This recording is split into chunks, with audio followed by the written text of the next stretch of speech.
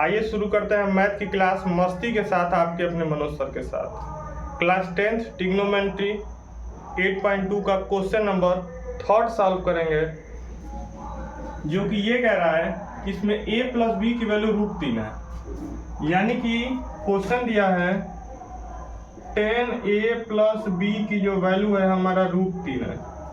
तो कुछ नहीं, हम ऐसा करेंगे कि ये √3 10 में बदल जाए। तो 10 के सभी मान लिखेंगे, 10 0,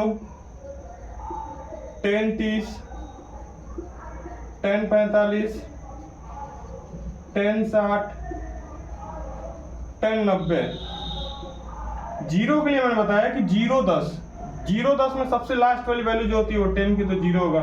30 के लिए बताया 12 32 13, 13 के लिए 1/√3, 45 के लिए आधा आधा 1 ये होगा, 32 12 31 और 90 के लिए हमने 100 बोला था, तो ये वैल्यू रही।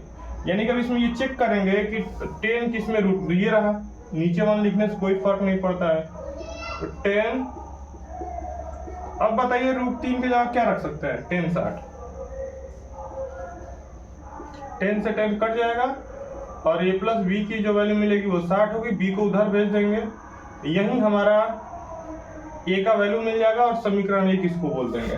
फिर अब आगे पढ़ेंगे, कह रहा है कि 10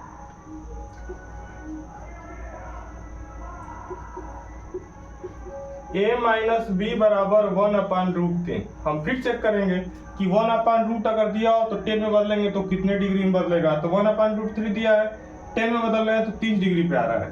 इसको हम लिख देंगे 10 a माइनस बी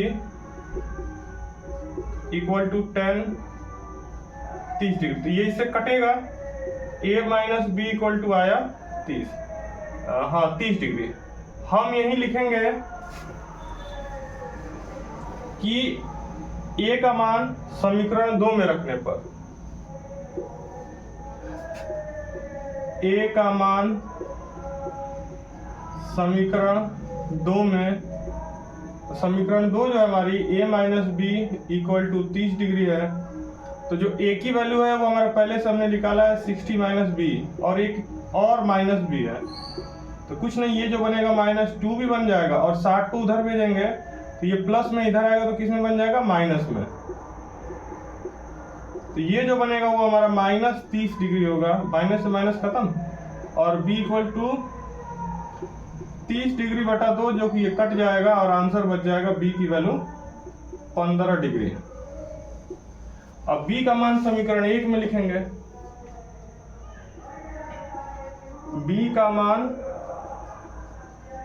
समीकरण 1 में, और समीकरण 1 मेरे पहले से निकाल रखा है, ये रहा। तो 60 माइनस बी, बी की जगह रख देंगे 15, और ये कहीं ना कहीं हमारा 45 आ जाएगा। ये हमारी 45 आ जाएगी। अब हम इसके आगे का पोर्शन समझेंगे कि इसका आगे का पोर्शन क्या कह रहा है। ये सवाल में हमारी a की वैल्यू थी और ये सवाल में हमारी b की वैल्यू थी। आगे क्वेश्चन ये कह रहा है कि 0 डिग्री से बड़ा होना चाहिए a और b को जोड़ने के बाद। a और b को जब हम जोड़ रहे हैं तो ये 0 डिग्री से बड़ा है। फिर इसमें एक और बात कह रहा है कि a और b को जोड़ने के बाद वो 90 के बराबर भी हो सकता है, और या तो वो 90 से छोटा भी हो सकता है। ये दोनों मिला के कह रहा है एक ही साथ। यानी कि इतनी जो पोर्शन है वो ये कह रहा है कि जो a प्लस बी है हमारा वो 0 से बड़ा होना चाहिए, पहली कंडीशन है। और दूसरी कंडीशन क्या है? या तो वो बराबर हो 90 से, और या तो 90 से छोटा हो। बड़ा होने का मतलब जैसे 0 है, फिर 30 हो सकता है, 45 हो सकता है, मतलब इनके बीच 0 से लेके ये 100 डिग्री 1000 डिग्री इतने हो सकते हैं। लेकिन ये इतने की बात है सिर्फ। लेकिन जब हम नीचे कह रहे हैं तो कह रहे हैं कि नहीं, हमको वो नहीं चाहिए, हमको 90 तक चाहिए, 90 के बराबर होना चाहिए, और या तो 90 से कम होना चाहिए। 90 के बराबर होना चाहिए, 90 से कम।